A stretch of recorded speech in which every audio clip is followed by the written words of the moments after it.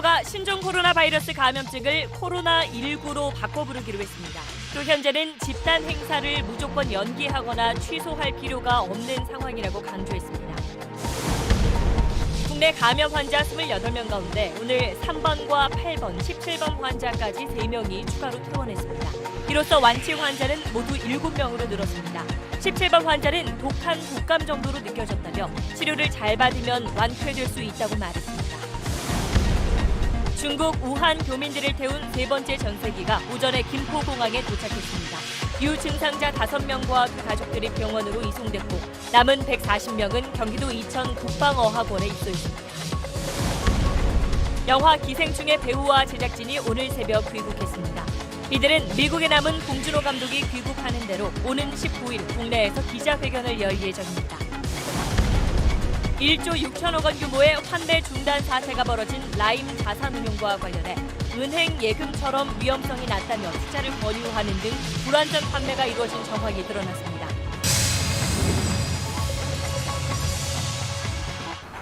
나가지 말자니까. 한 바퀴 더! 현대수소전기차. 네, 여러분, 보건당국이 신종 코로나 바이러스 감염증의 공식 명칭을 코로나19로 바꿨습니다. 어제 세계보건기구 결정에 따라서 우리 당국도 명칭을 바꾼 겁니다. 그래서 저희도 오늘부터 뉴스에서 코로나19로 부르도록 하겠습니다. 지난달 싱가포르에 다녀온 뒤 확진 판정을 받았던 17번 환자를 비롯해서 오늘 3명이 추가로 퇴원했습니다. 완치된 17번 환자는 독한 독감의 느낌이었다면서 심각한 질병은 아닌 것 같다고 말했습니다. 첫 소식 손영환 기자입니다. 오늘 오후 4시 반쯤 코로나19 완치 판정을 받은 17번 환자가 마스크를 쓴 채 취재진 앞에 섰습니다. 제가 17번 환자입니다. 예. 제가 퇴원을 하게 됐는데요. 완치에 대한 안도감으로 마스크 뒤 옅은 미소까지 보인 17번 환자는 일주일 동안 투병한 느낌을 이렇게 전했습니다. 제가 막상 겪어보니까 생각보다 그렇게 엄청 심각한 질병은 아닌 것 같습니다. 30대 남성으로 확진자 가운데 젊은 편인 이 환자는 코로나19를 결코 쉽지 않은 독한 독감에 비유하며 초기 대응을 강조했습니다. 초기에 이렇게 잘 대응을 해서 치료를 잘 받으면 이제 뭐 쉽지는 않더라도 그래도 뭐 독한 독감의 느낌으로 이제 치료를 금방 끝내서 이제 완쾌해서 퇴원하실 수 있는 이런 병인 것 같습니다. 그리고 이어 치료 과정에서 불편함은 없었고 코로나19로 같은 병원에 입원 중인 환자들도 빨리 퇴원하길 바란다고 말했습니다. 17번 환자는 싱가포르에서 열린 회의에 참석했다가 지난달 24일 귀국했는데 직후 의심 증상을 보였고 지난 5일 최종 확진 판정을 받았습니다. 의료진은 17번 환자가 근육통, 기침, 오한 등의 증세가 이번 사흘째인 지난 8일부터 사라졌고 이후 바이러스가 검출되지 않았다고 밝혔습니다. 2월 9일 이후로 두 차례 PCR 검사 음성이 되어서 격리 해제 및 퇴원을 진행하게 되었습니다. 병원 측은 17번 환자에게 에이즈 치료제 같은 특별한 약 대신 대증요법으로 치료했다고 설명했습니다. SBS 손형환입니다. 들으신 대로 오늘 환자 3명이 퇴원하면서 지금까지 국내 환자 28명 가운데 4분의 1인 7명이 완치 판정을 받았습니다. 보건당국은 현재로서는 방역 시스템이 잘 이루어지고 있다면서 사람들이 많이 모이는 행사나 축제를 연기할 필요가 없다고 했습니다. 이어서 원종진 기자입니다. 오늘 퇴원한 환자는 명지병원에서 치료를 받아온 3번과 17번 환자, 원광대병원에서 치료받아온 8번 환자입니다. 지난주부터 폐렴 증상이 현저히 호전되었으며 발열과 호흡기 증상이 사라져 좋은 예후를 보여왔습니다. 3번 환자는 중국 우한에서 지난달 20일 귀국한 54살 남성입니다. 확진 전 6일 동안 서울 강남과 일산 등에서 여러 곳을 방문한 사실이 알려져 우려를 낳기도 했습니다.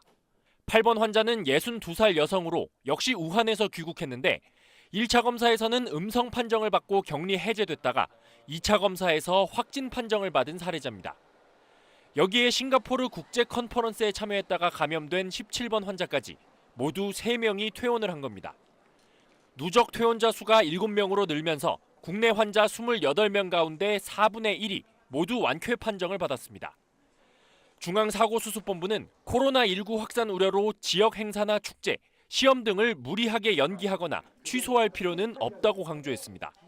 방역 당국의 통제하에 코로나19의 국내 유입을 막고 지역사회 전파를 차단하고 있는 상황이기에 취소할 필요성은 없다고 보고 있습니다. 다만 예외적으로 노인이나 임산부 같은 취약계층을 대상으로 한 행사의 경우 축소나 연기를 검토해달라고 권고했습니다. SBS 원종진입니다. 자, 어제 오늘 이틀 연속 확진 환자가 나오지 않으면서 이제 정점이 꺾인 것 아니냐는 희망 섞인 전망도 나오고 있습니다. 이에 보건당국은 아직 감소 추세라고 보기는 이르다면서 낙관할 상황은 아니라고 경고했습니다. 이 내용은 남주현 기자입니다. 중국의 전문가들 사이에선 코로나19의 유행이 이달 절정에 이르고 4월 이전엔 종결되길 희망한다는 낙관적 전망이 나오고 있습니다. 전체 확진자 중 중국 유입 환자가 절반인 우리 입장에선 분명 호재입니다. 또 국내에서 이틀 연속 확진자가 나오지 않았다는 점, 국내 환자들의 증상이 중국에 비해 가볍다는 점도 우리 상황을 긍정적으로 바라보게 합니다. 17번 환자가 퇴원하며 생각보다 심각한 질병이 아니고 잘 치료받으면 독한 감기 같은 완쾌할 수 있는 병인 것 같다고 말한 것도 이런 시각에 힘을 실어줍니다. 그러나 이런 기대감과 달리 우리 보건당국은 경계를 늦추지 않고 있습니다. 춘절 이후에 또 한 번 그 감염 인구들이 섞이게 되면 어떤 결과들이 초래할지는 아직은 정점을 찍고 감소 추세라고 판단하기에는 이르다고. 중국뿐 아니라 우리와 왕래가 잦은 동남아 일대에 싱가포르처럼 지역사회 감염이 시작된 나라가 여럿 있다는 점도 위협 요인입니다. 중국의 위험도 있지만 중국 사람들이 전 세계에 퍼져 있기 때문에 또 어디서 어떤 접촉으로 환자가 보고될 그런 가능성은 있다고 봅니다. 보건당국은 지금처럼 환자를 조기에 찾아내 격리하고 접촉자 관리도 강화해 지역사회 감염을 원천 차단한다는 방침입니다. 특히 메르스 때 같은 의료기관 내 감염이 일어나지 않도록 면회객 제한 등 감염 관리도 강화하기로 했습니다. SBS 남주현입니다. 병실 안에 있는 바이러스가 바깥으로 빠져나가지 못하게 하는 음압병상은 우리나라에 모두 198개로 전국 29개 병원에 마련되어 있습니다. 이 음압병상에서 환자들을 치료하는 의료진들은 전신보호복과 마스크, 고글, 또 덧신과 장갑으로 구성된 방호복을 입습니다. 오늘처럼 추가 환자가 나오지 않는 날에도 의심 환자들을 위해서 의료진들은 24시간 대기하며 고군분투하고 있습니다. 의사인 조동찬 의학전문기자가 감염관리 전문가의 통제를 받으며 그 현장을 다녀왔습니다. 3명의 코로나19 환자가 치료받고 있는 분당 서울대병원 국가지정 격리병동입니다. 음압병실을 한눈에 들여다볼 수 있는 베이스캠프. 의료진들의 회의가 이어지고 감염내과 전문의와 전담 간호사가 음압병실 안으로 투입됩니다. 레벨 D, 공기 전염까지 차단하는 방어 장비를 착용한 후 장갑을 한 번 더 낍니다.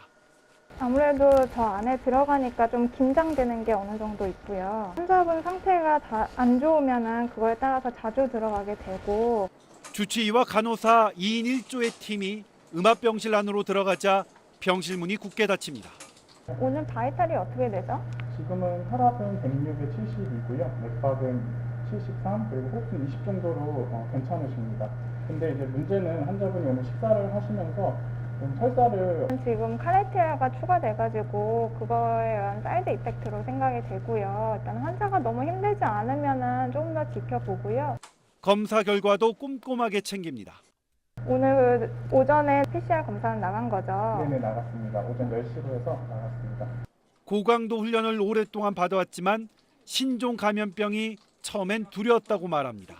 원인균도 모르는 상태에서 의심 환자를 받았을 때는 꽤 좀 겁나는 것도 있고 긴장도 많이 했었는데 처음에는 좀 좌충우돌하긴 했는데 지금은 많이 보완돼서 거의 프로토콜대로 잘 움직이고 있습니다. 환자를 잘 치료하는 것만큼 의료인의 감염 확률 제로화를 위해 2중, 3중의 절차가 진행되고 있습니다. 저희 감염관리시 직원들이 착탈이 과정 그리고 숙련된 저희 의료진들이 다른 사람의 착탈이 과정을 전부 관찰하면서 혹시라도 생길 수 있는 오류를 방지하고 있습니다. 35명의 의사와 간호사가 24시간 동안 물 셀 틈 없이 코로나19를 방어하고 있습니다. 저희 의료진 모두 다 최선을 다해서 치료를 하고 있으니까 너무 많이 걱정 안 하셔도 괜찮을 것 같습니다. SBS 조동찬입니다. 네, 방금 취재한 조동찬 의학 전문 기자 나와 있습니다. 오늘 조 기자가 방금 다녀온 곳, 정확히 어떤 곳인가요? 네, 제가 들어간 곳은 경리병동 의료진들이 음압병실 가장 가까이에서 모든 정보를 확인할 수 있는 곳입니다. 환자가 있는 음압병실과는 공기 한 방울도 섞이지 않게 설계되어 있어서 의료진들이 편한 복장으로 드나들 수 있는 일종의 베이스 캠프죠. 저희 취재팀은 진료에 방해가 되지 않게 분당서울대병원 감염관리실 교육과 지도 하에 격리병동에 들어갔습니다. 뭐 지금 영상만 봐도 방호복 입고 벗는 것만 해도 상당히 힘들 것 같은데 직접 의료진 만나보니까 어떻던가요? 네, 혹시 치료에 방해되지 않을까 사실 염려가 됐었는데 오히려 의료진들은 국민께서 안심할 수 있도록 정확하게 취재해달라고 말씀하셨거든요. 현장 의료진들이 가장 걱정하는 건 본인이나 가족들 만나면 혹시라도 감염될까 봐 주변 사람들의 그런 시선이었는데요. 화면을 통해 보셨지만 감염 위험 없도록 2중, 3중의 절차 밟고 있고 또 의료인들이 혹시라도 증세가 있는지까지 체계적으로 점검하고 있으니까 주변에서 따뜻하게 응원해 주셨으면 좋겠습니다. 그런데 지금 그런 우리나라 격리 병상 또 거기서 일하는 의료 인력들은 충분한 건가요? 네, 지금 정도의 환자 발생이면 병실이나 인력엔 큰 문제가 없다고 합니다. 하지만 지금보다 크게 늘거나 혹은 환자 발생이 장기화하면 병상 수도 문제지만 의료인의 피로도가 쌓여서 장담할 수 없다고 하는데요. 보건당국과 국민이 협조해서 지역사회 확산 막는 게 환자 치료에도 중요한 것이겠죠. 네, 알겠습니다. 조동찬 의학 전문 기자였습니다. 네, 코로나19 속보는 잠시 뒤에 조금 더 알아보기로 하고 지금부터는 영화 기생충 이야기를 이어가겠습니다.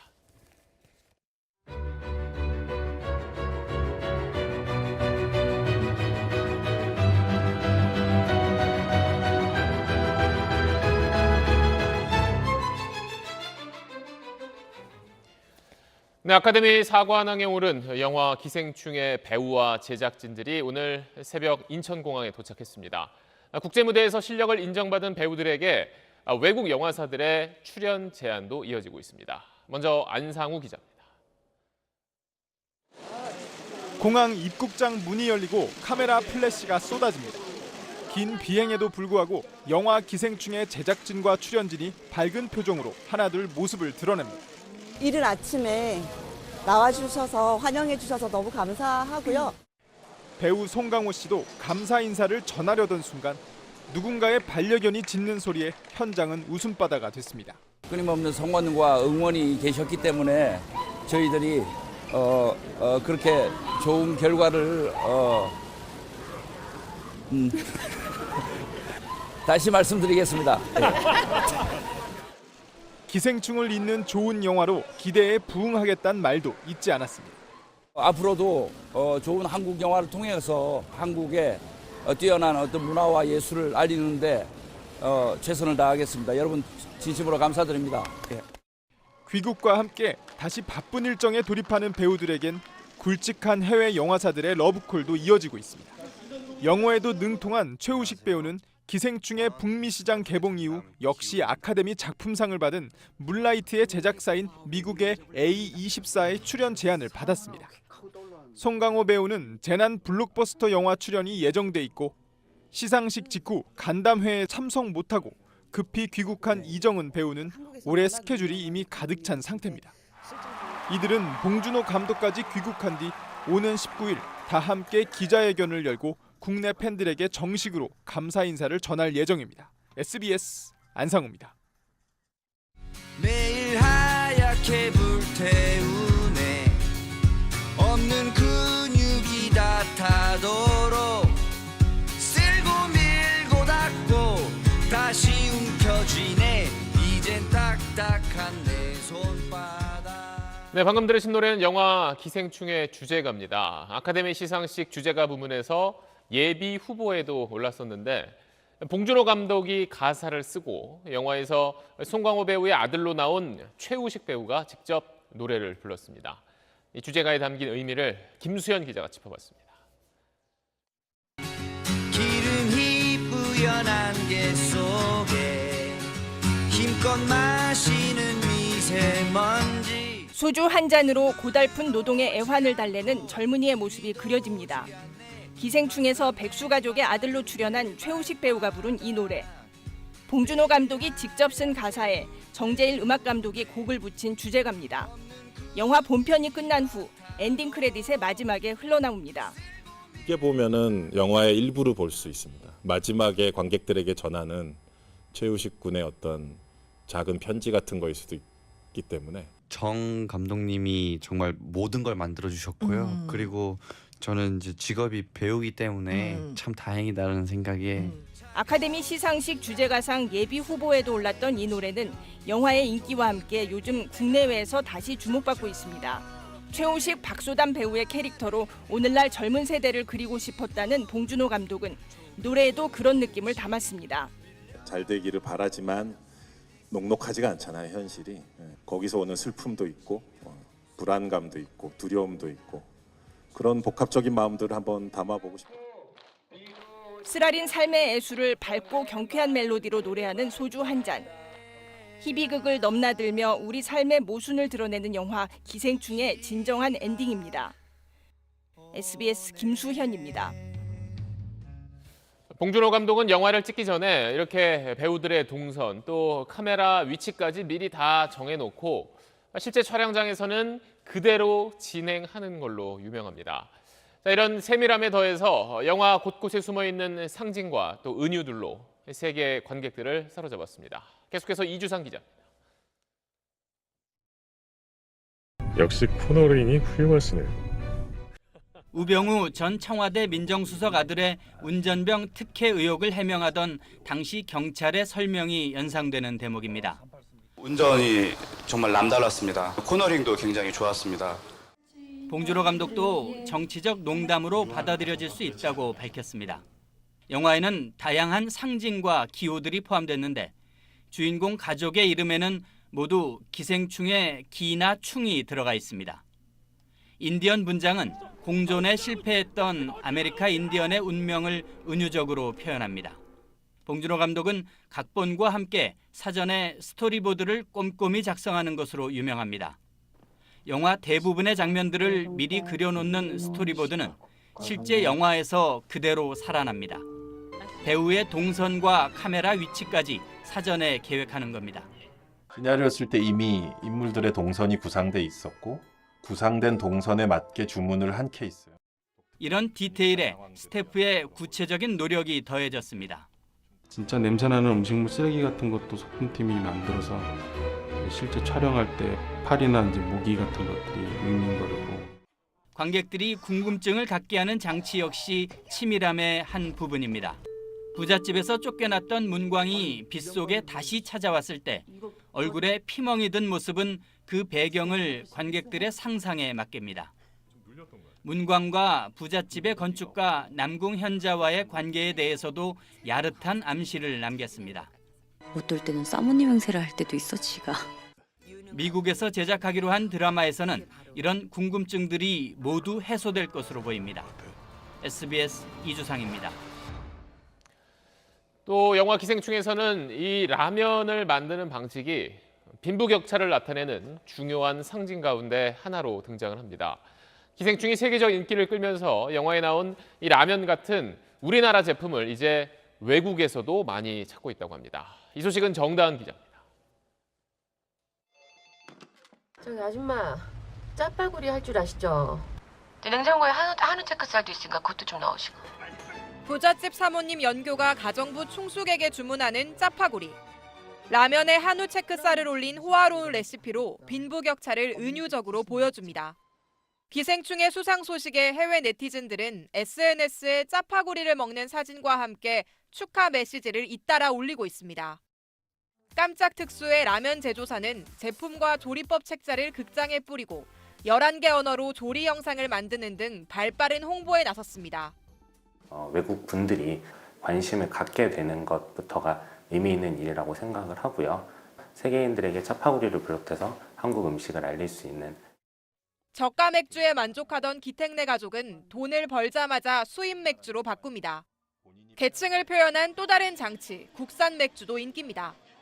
영화 덕분에 국내 접점에서 소비자들이 더욱 찾아주시는 것 같고 직접적인 제품 광고보다 문화 콘텐츠를 통한 자연스러운 간접 광고 효과가 더 크다는 분석도 나옵니다.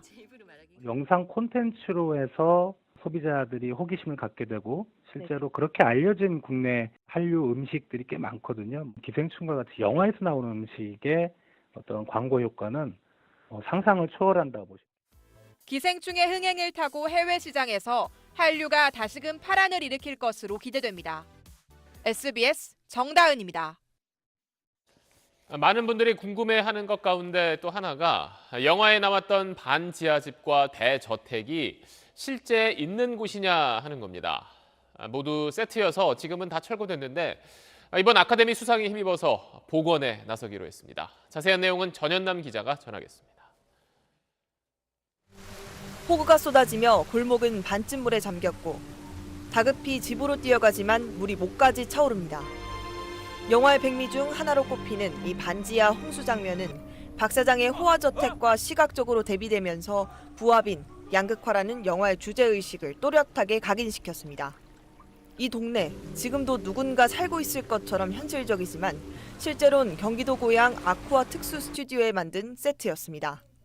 실제보다 더 실제 같다는 이 세트는 2달에 걸쳐 만들었는데 이를 구현한 이하준 미술감독은 아카데미 미술상 후보에 오르기도 했습니다. 그 동네를 정말 뜯어다가 세트에다 지어놓은 것처럼 지금 이 수조는 텅 비어있지만 기생충의 주인공 기택의 반지하방과 그 동네가 구현됐었던 세트장입니다. 제 뒤로 보이는 이 수문을 통해서 주변 하천물을 끌어들였고 이 세트장 전체를 잠기게 해서 폭우가 오는 명장면을 만들어냈습니다.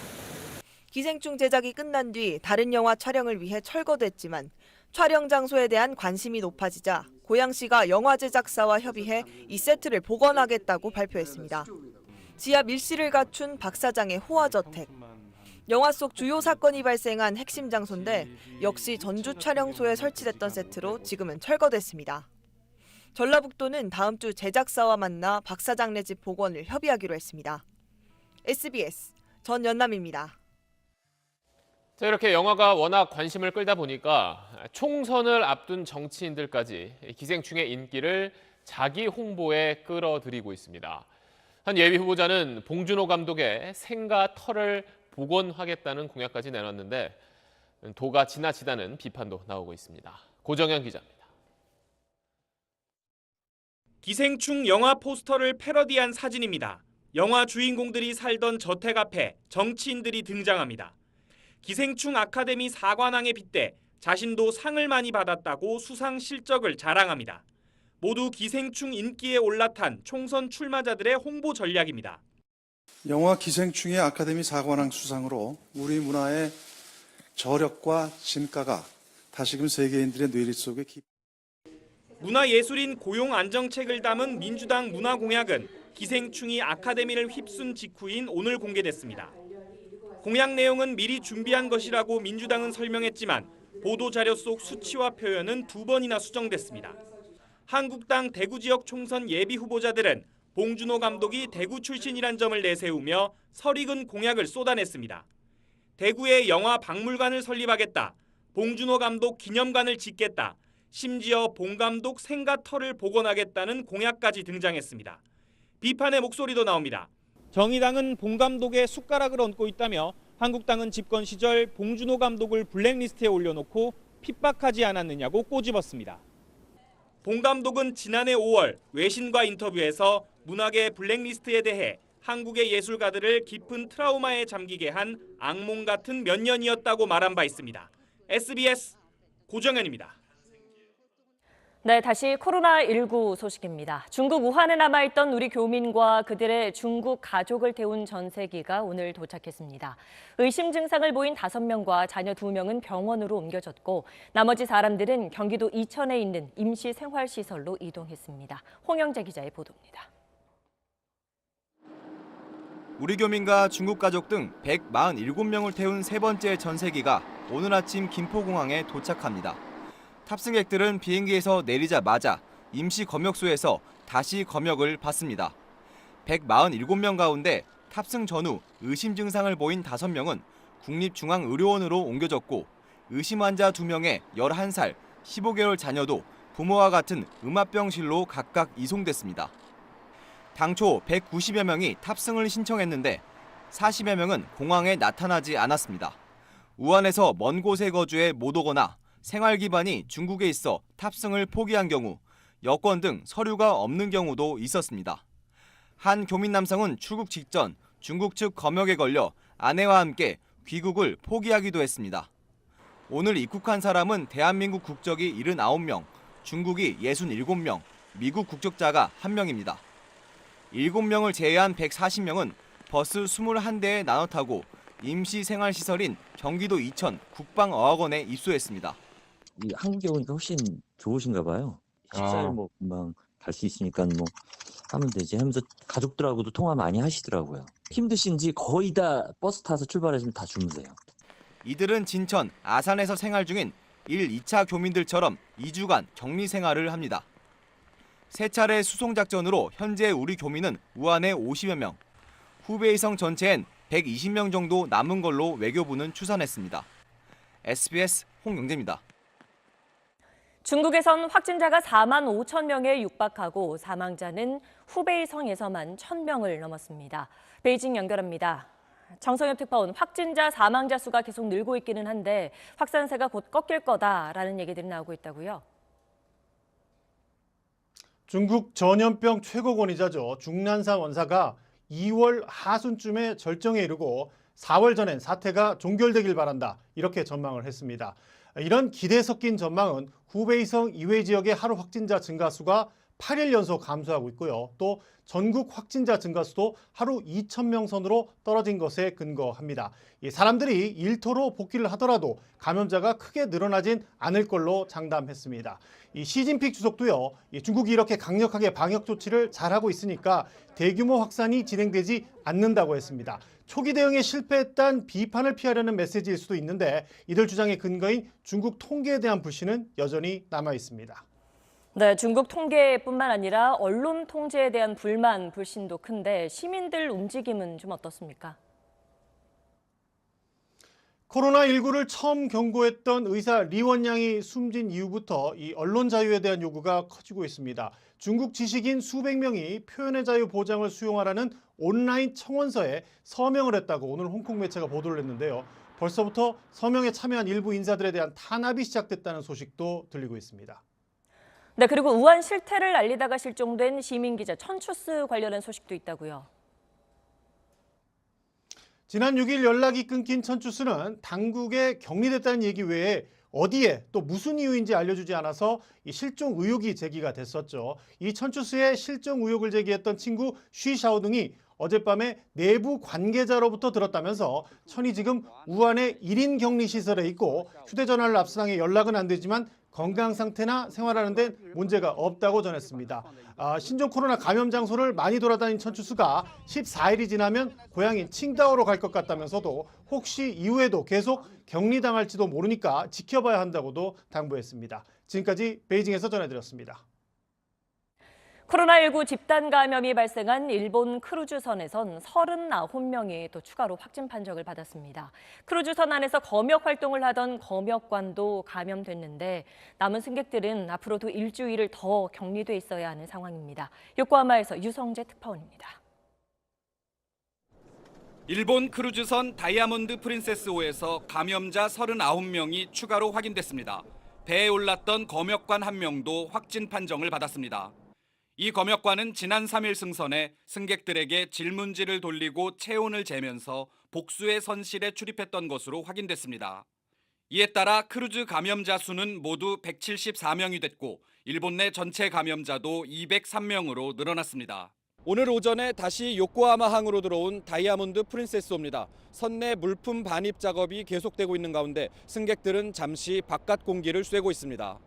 우리 정부는 오늘 오후 배 안의 한국인 승선자들을 위해 김치와 컵라면, 위생용품 등을 선내로 공급했습니다. 현재까지 확진자 중에 한국인은 없는 것으로 파악되고 있습니다. 선실 생활하면서 인터넷이라든가 다 이렇게 다 보시고 이러니까 사정을 잘 아시고 계시는 것 같습니다.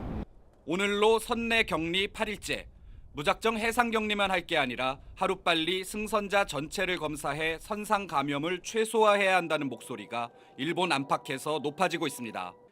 아베 정부는 오는 18일까지 하루 1000명을 검사할 수 있는 능력을 확보하겠다고 밝혔지만 앞으로 일주일을 더 선실해서 버텨야 하는 승객들의 불안과 공포는 갈수록 커지고 있습니다. 요코하마에서 SBS 유성재입니다. 오늘부터 중국과 홍콩, 마카오에서 우리나라로 들어오는 사람들은 입국할 때 휴대전화에 자가진단 앱을 설치해야 합니다. 이 앱을 통해 매일 자신의 상태를 알려야 하는 건데요. 제대로 기록하지 않으면 위치 추적 대상이 됩니다. 박찬범 기자가 현장 취재했습니다. 오늘 낮 12시 10분 홍콩에서 2편의 항공기가 도착했습니다. 하지만 탑승객들이 입국장에 모습을 드러낸 건 거의 2시간이 지난 시점입니다. 1시간이면 손님이 나오는데 지금 2시간 20분이 경과됐는데도 지금 안 나오고 있습니다. 오늘부터 중국 본토와 홍콩, 마카오 입국자는 휴대전화에 자가진단 앱을 설치해야 해서 입국 절차가 그만큼 길어진 겁니다. 나이가 많으신 분들은 아직 그 어플 개념을 잘 모르시니까 좀 더 걸릴 것 같아요. 이들은 건강상태 질문서를 검역관에게 제출하고 심사대로 이동해서 앱을 설치한 뒤 입력한 주소와 전화번호가 일치하는지 확인을 받습니다. 한국어 외에 영어와 중국어로 가능합니다. 매일매일 체크 14일 동안 그래서 이거 매일매일 체크해야 돼요. 오늘 인천국제공항을 통해 들어온 중국 방문 입국자는 3,700여 명, 홍콩은 1,500여 명입니다. 이들은 매일 오전 10시 열이 있거나 호흡기 증상이 있는지 앱의 상태를 기록해야 하고 이를 2차례 이상 누락할 경우 지자체나 경찰청의 위치 추적 대상에 오릅니다. 심평원과 건보공단으로 별도로 팀이 구성이 되어 있고요. 추가적으로 인력 투입을 했습니다. 보건당국은 앱을 설치할 수 없는 투지폰 소지자는 특별관리 명단에 포함해 건강 상태를 전화로 확인하기로 했습니다. SBS 박찬범입니다. 코로나19 확산으로 개강을 미루는 대학들이 계속 늘고 있습니다. 학사 일정에도 변동이 불가피하고 무엇보다 개강에 맞춰 입국할 중국인 유학생들을 어떻게 수용할지 대학들 고민이 깊습니다. 이성훈 기자입니다. 코로나19 사태에 개강까지 2주 연기되면서 대학 캠퍼스엔 인적이 뚝 끊겼습니다. 인하대는 부족해진 수업 시간을 메우기 위해 개강 후 5주간 매주 토요일 보강 수업을 하기로 했습니다. 하지만 아르바이트의 취업 준비까지 토요일 일정이 빡빡한 학생들도 상당수여서 불만이 적지 않습니다. 원래 주말에 알바를 하거든요. 근데 갑자기 알바를 그만뒀을 거 토요일에 불가피하게 문다운의 사람이 굉장히 많은 걸로 알고 있거든요. 그래서 현실적으로 수업이 제대로 진행이 될지는 잘 모르겠어요. 학교 측은 뾰족한 수가 없다며 공휴일 수업까지 검토 중입니다. 교육부도 개강 연기 시 보강을 실시하고 코로나19로 결석할 경우 출석을 인정해 주도록 각 대학에 전달했습니다. 중국인 유학생이 많은 대학은 걱정이 더 큽니다. 경희대는 기숙사 한동을 할애해 중국인 유학생 수용에 나설 예정이지만 감염병 확산을 막기 위해 구체적으로 격리나 방역 조치를 어떻게 할진 아직 정하지 못했습니다. 고려대도 임시거주지로 중국인 유학생들에게 신축 기숙사를 내주기로 했지만 이들을 모두 수용할 수 있을지 장담할 수 없는 상황입니다. 중국인 유학생들에 대한 불안감이 여전하다는 점도 문제입니다. 제 주변 사람들 개강을 조금 많이 두려워하고 있어요. 우리 지금 캠퍼스 가면 좀 중국인 유학생들 많을 텐데 괜찮을까? 이화여대처럼 중국인 관광객 출입이 잦은 일부 대학에선 외부인 출입을 통제하기 시작했습니다. SBS 이성훈입니다. 코로나19가 전에 없던 감염병이다 보니 방역 현장에서도 불확실성으로 인한 어려움이 많습니다. 특히 확진자 발생 때마다 총각을 다투는 역학조사관들은 어떤 부분을 까다롭게 들여다보는지 어려운 점이 뭔지 권지훈 기자가 들어봤습니다. 감염원과 전파 경로를 규명하는 이른바 질병 추적자. 역학조사관이 꼽은 핵심은 증상 시작 시점입니다. 중요한 건 심텀 온셋입니다. 근데 증상 온셋은 본인이 느끼는 주관적인 걸로 판단해야 되기 때문에 쉽지는 않습니다. 시작 시점에 따라 어디서 감염됐고 누구에게 전파됐는지 판단 기준이 달라지기 때문입니다. 이에 따라 자가격리 등 방역망 설정 범위도 유동적일 수밖에 없는데 유증상자의 CCTV, 카드 내역 등을 추적한다 해도 당장 현실적 어려움은 있습니다. 대략 CCTV 상으로 2m 이내 반경에 누가 있었는지, 대화를 했는지 이런 것들이 주된 요소입니다. 근데 CCTV에도 사각지대가 있기 때문에 확신할 수 없는 부분들이 있는데 어떻게 평가할지 결정은 내려야 되는데 뿐만 아니라 카드 내역만으로 이동 경로 파악엔 한계가 있을 수밖에 없습니다. 무엇보다 신속한 규명이 필수적이라 관련자 진술과 협조가 중요한데 자신의 사생활을 공개해야 하는 입장에선 달가울 리 없습니다. 감염병 예방법 79조에 따라 역학조사나 자가격리를 거부하면 처벌받을 수 있지만 처벌이 아닌 보호의 방점이 있다고 말합니다. 정확하게 말씀해 주셨을 때에 가족하고 주변 지인들이 보호될 수 있습니다. 저희들은 처벌을 하기 위해서 감시를 하고 있지 않습니다. 보호를 하기 위해서 감시를 하고 있고요. 시민의 자발적 협조가 필수적인 이유입니다. SBS 권준입니다. 네, 오늘도 코로나19 팩트체크 이어갑니다. 요즘 몇몇 나라에서 한국으로 여행 가지 말라고 권고하고 있다. 그만큼 우리나라가 위험하다는 식의 말이 돌고 있습니다. 이경원 기자가 사실은 코너에서 따져봤습니다.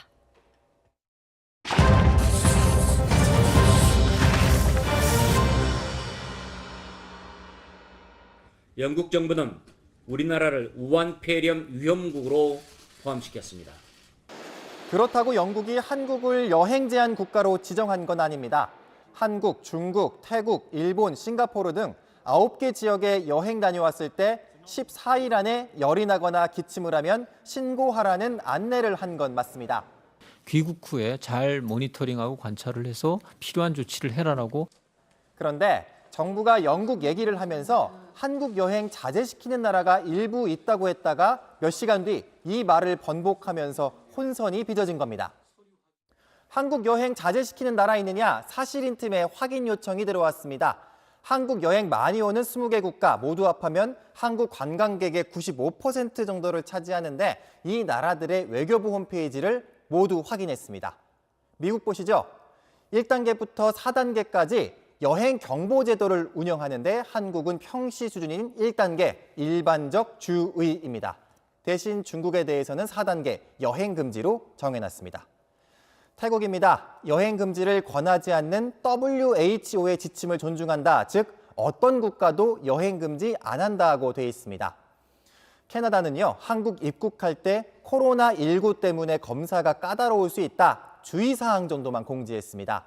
영국을 포함해 이 20나라 가운데 캐나다처럼 주의하라는 경우는 있지만 여행을 자제시키는 나라는 없었습니다. 한국으로 오는 비행기 운항을 중단한 경우가 더러 있기는 합니다만 모두 항공사 자체 판단입니다. SBS 이경원입니다.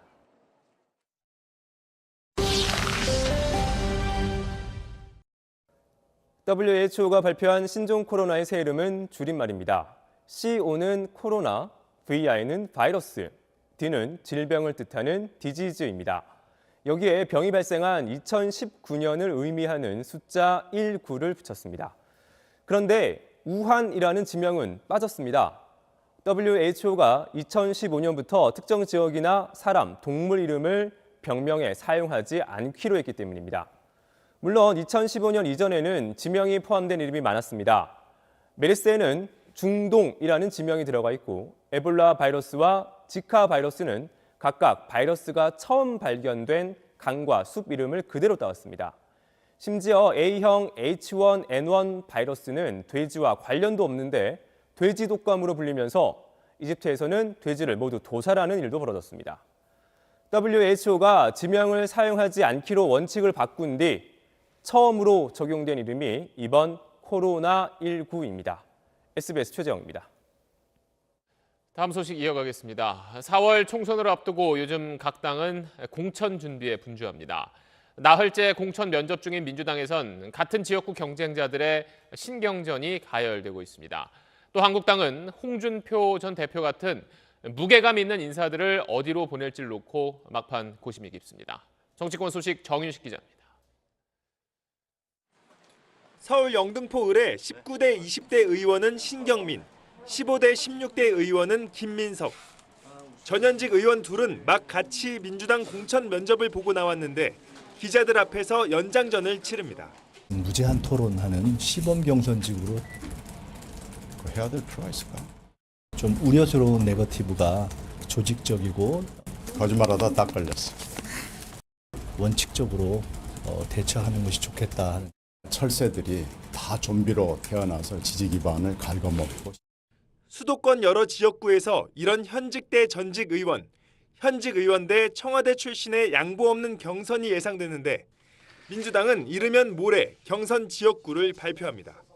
한국당에선 어제 홍준표 전 대표가 경남 양산을은 갈 수 있다고 역제안을 내놓은 데 대해 김용호 공관위원장이 오늘 절반의 수확이라고 말했습니다.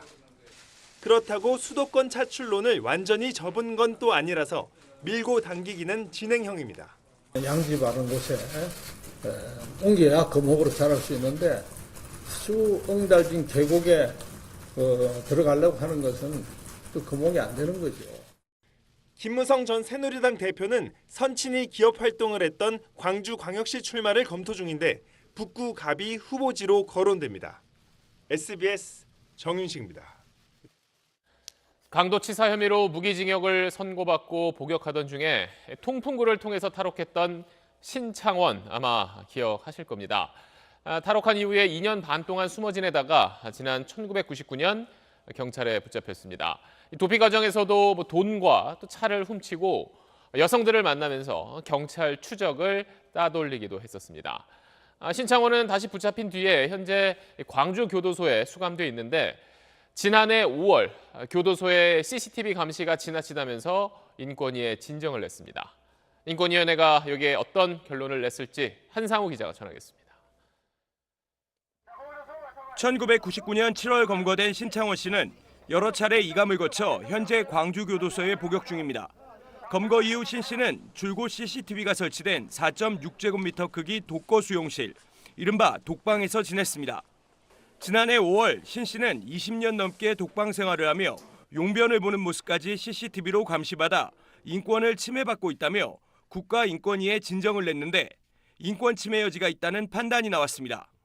인권위는 교도소의 지나친 감시로 사생활의 비밀과 자유가 침해당하고 있다면서 현재 조치를 재검토하라고 권고했습니다. 신 씨가 탈옥 전력이 있고 2011년 아버지 사망 소식을 듣고 극단적 시도를 한 적이 있지만 이후 모범적인 수감 생활을 했다며 기본권 제한을 최소화해야 한다고 덧붙였습니다. 정말 열심히 공부하고 있고요. 오랫동안 참고 또 참는 거죠. 교도소 측은 사고 위험이 있는 신 씨를 효율적으로 감시하기 위한 조치였다면서 2015년 10월 새로 지은 광주 교도소로 이감된 이후 용변 시 하반신이 노출되지 않도록 하고 있다고 해명했습니다. 교도소 측은 다만 인권위의 권고를 존중해 추가적인 조치를 검토하겠다고 밝혔습니다. SBS 한상우입니다. 삼성 스마트폰에는 빅스비라고 하는 인공지능 대화 프로그램이 설치되어 있습니다. 거기에 기본으로 내장된 게임이 있는데 그걸 하다 보면 왜곡된 역사 인식이 담긴 표현도 나옵니다. 어떻게 된 일인지 정반석 기자가 취재했습니다. 삼성 빅스비에 기본 탑재된 아키네이터란 게임입니다. 질문을 이어가며 인물이나 캐릭터를 맞추는 스무고개 같은 게임입니다. 제 휴대폰에 대고 스무고개를 하자고 제안해 보겠습니다. 하이 빅스비, 아키네이터에서 스무고개 하자. 그런데 우리나라 남성 정치인을 염두에 두고 응답을 하다 보면 이런 질문이 튀어나옵니다. 광주 폭동과 관련이 있습니까? 5.18 민주화 운동을 비하 왜곡하는 용어가 쓰인 겁니다. 질문의 예라고 하면 더 황당한 답변이 돌아옵니다. 제가 생각한 답을 한번 말해볼게요. 당신이 떠올린 인물은 문재인 대통령 맞나요? 광주 폭동이라는 개념 자체는 이미 판결이 끝난 부분이고 올해는 또 벌써 40주년인데 도저히 있을 수 없는 프로그램이 깔려 있다. 노무현 전 대통령을 모욕하는 내용도 나옵니다. 왜 이런 황당한 질문과 답이 나오는지 개발사와 삼성 측에 문의했습니다. 아키네이터를 만든 프랑스 업체는 SBS에 수차례 질의해 구체적인 답변을 하지 않았습니다. 삼성전자 측은 이런 사실을 모르고 있었습니다. 삼성 측은 빅스비에서는 서비스만 할 뿐 앱 자체 내용에 대해 관여한 부분은 없다면서 문제된 부분에 대해선 개발사에 삭제를 요청했다고 해명했습니다. SBS 정만석입니다. 우리은행 직원들이 고객들의 스마트뱅킹 계좌 비밀번호를 4만 건이나 마음대로 바꾼 사실이 드러났습니다. 직원 실적을 늘리기 위해서 했던 일인데 금융당국 보고 과정에서도 거짓 해명을 했다는 논란이 일고 있습니다. 자세한 내용은 박찬근 기자가 전하겠습니다. 지난 2018년 1월부터 같은 해 8월까지 우리은행 일부 직원들은 고객의 인터넷과 모바일 뱅킹 휴면 계좌 비밀번호를 멋대로 바꿨습니다. 인터넷, 모바일 뱅킹에 가입하고 사용자 비밀번호를 1년 동안 등록하지 않은 이른바 비활성화 계좌들입니다. 비활성화 계좌의 임시 비밀번호를 바꿔 활성 계좌로 전환하면 직원들의 새로운 실적으로 잡히기 때문입니다. 휴면 계좌여서 비밀번호 변경을 인지한 고객은 거의 없었고 금전적 피해도 없었습니다. 하지만 이렇게 고객 몰래 비밀번호를 바꾼 게 39,463건, 전체 지점의 4분의 1인 200개 지점에서 직원 313명이 가담했습니다. 우리은행은 2018년 7월 내부 감사로 이런 사실을 적발했습니다. 고객분들이 피해가 바로 발생하지 않았기 때문에 보고를 하지는 않았었어요. 그게 10월에 결혼시켰을 때부터 그런 일을 보고를 했던 거예요. 하지만 금감원 얘기는 다릅니다.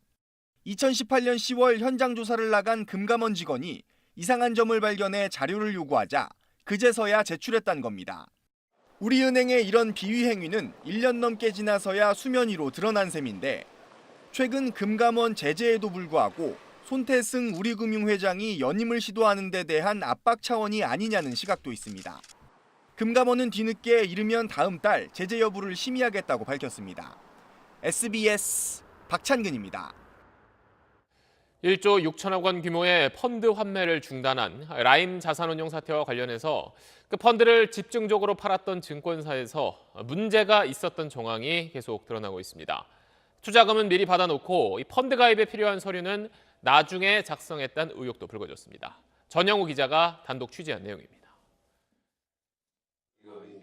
개인 투자자에게만 1,500억 원가량 라임 펀드를 판매한 전 대신증권 지점장 장모 씨가 지난 2018년 5월 고객에게 라임 펀드 가입을 권유하며 나눈 카카오톡 대화 내용입니다.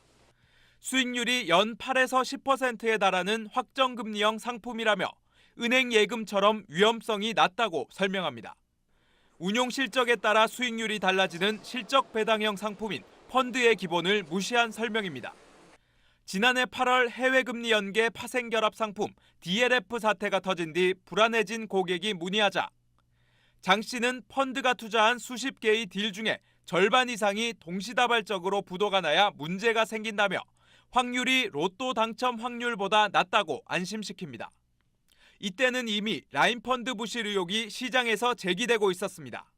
판매사 직원으로서의 위치를 넘어서서 거의 라임 펀드 운영사의 임직원처럼 행동을 해왔다는 점이 굉장히 의심스럽고 고객 돈을 먼저 받아 펀드에 넣고 펀드 가입 신청서와 투자자 정보 확인서 등 관련 서류는 몇 개월 뒤에 작성했던 정황도 나타났습니다. 고객 모르게 투자자 성향을 공격 투자형으로 바꾸어 작성했다는 피해자들의 진술도 잇따르고 있습니다. 피해자들은 라임 펀드 운용사와 판매사뿐 아니라 실제 투자자를 상대한 증권사와 은행의 자산관리사 등 60여 명을 사기 혐의로 검찰에 고소했습니다. SBS 전영우입니다.